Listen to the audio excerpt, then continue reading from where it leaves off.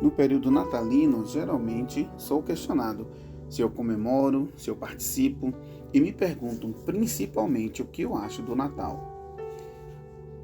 Essa pergunta não é muito correta porque o que eu acho não tem grande importância quando o assunto é a palavra e a vontade de Deus.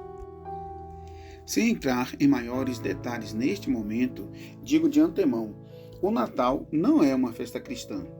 O Natal é uma versão, entre aspas, evangélica de um culto pagão. Isso mesmo, o povo de Deus trouxe para dentro da igreja um festejo em honra a um Deus pagão. Nos dias atuais, é notório o fato e é fácil sabermos que Jesus não nasceu em 25 de dezembro. Na verdade, ele nem mesmo nasceu no mês de dezembro. O culto a um pseudo-deus pagão foi introduzido dissimuladamente entre o povo de Deus. E hoje muitos defendem e praticam como se honrassem a Deus em suas celebrações. Porém, precisamos ter em mente, precisamos lembrar que um pouco de fermento leveda toda a massa. Assim como um segundo de mentira destrói 24 horas de verdade. Porque não há como ter 24 horas de verdade se houve um único segundo sequer de mentira.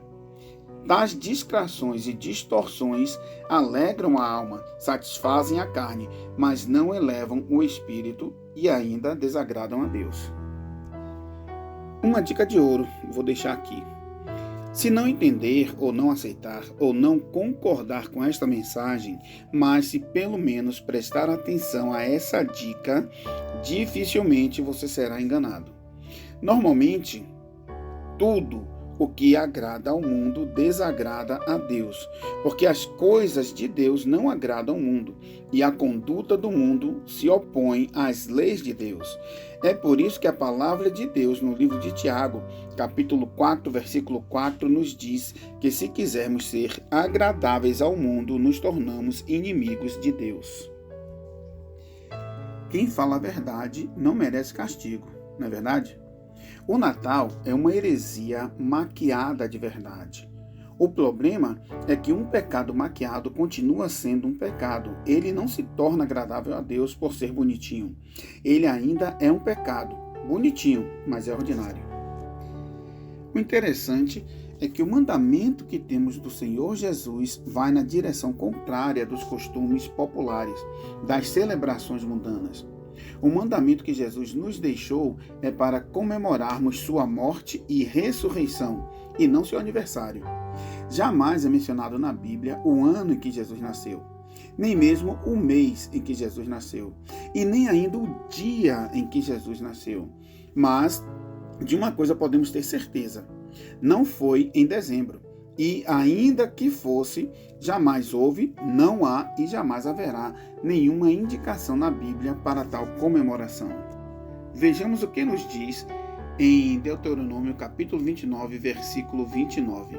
As coisas encobertas pertencem ao Senhor nosso Deus, porém as reveladas nos pertencem a nós e a nossos filhos para sempre, para que cumpramos todas as palavras desta lei.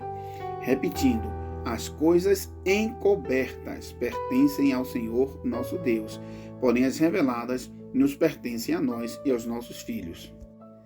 Diante dessas afirmações, dessa passagem, precisamos fazer alguns questionamentos. A data do nascimento de Jesus foi revelada na Bíblia? Não. Então, não nos pertencem, nem a nós, nem a nossos filhos. A data do nascimento de Jesus está oculta? Sim, então pertence somente a Deus. Ora, se algo não foi revelado, isso nos pertence? Então, se não nos pertence, estamos usurpando algo que não é nosso. E se estamos usurpando, estamos pecando. E se estamos pecando, não agradamos a Deus. Mas afinal, por que será que muitos crentes fazem questão de comemorar o Natal? Muito simples e óbvio. A carne gosta, é aprazível e agradável. Essa é uma época em que o ego é massageado com bastante comida, bebida e trocas de presentes.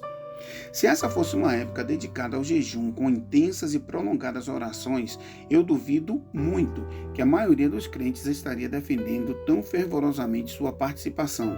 Prova disso, vejo nas reuniões de oração quantos de toda a igreja participam. Observemos um fato aqui, em 2 Timóteo capítulo 3, versículo 12.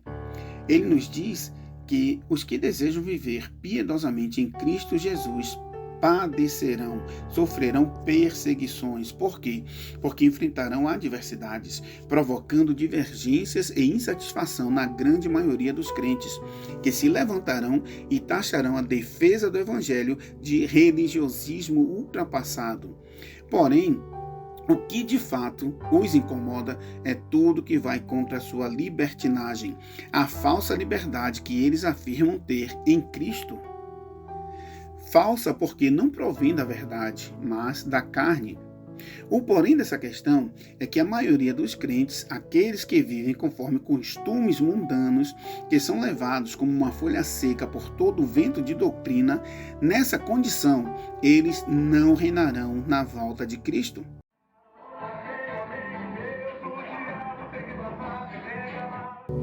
A maioria dos crentes não vão participar das bodas do Cordeiro.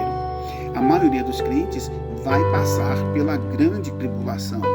A maioria dos crentes não vai estar de pé diante do Filho do Homem naquele dia.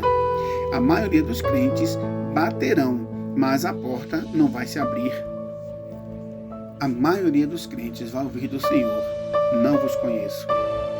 A maioria dos crentes não entendeu nada do que eu falei até aqui.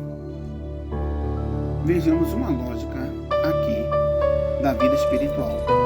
Para sabermos a vontade de Deus, é só observarmos a direção que a maioria dos crentes está seguindo e seguir na direção oposta a eles.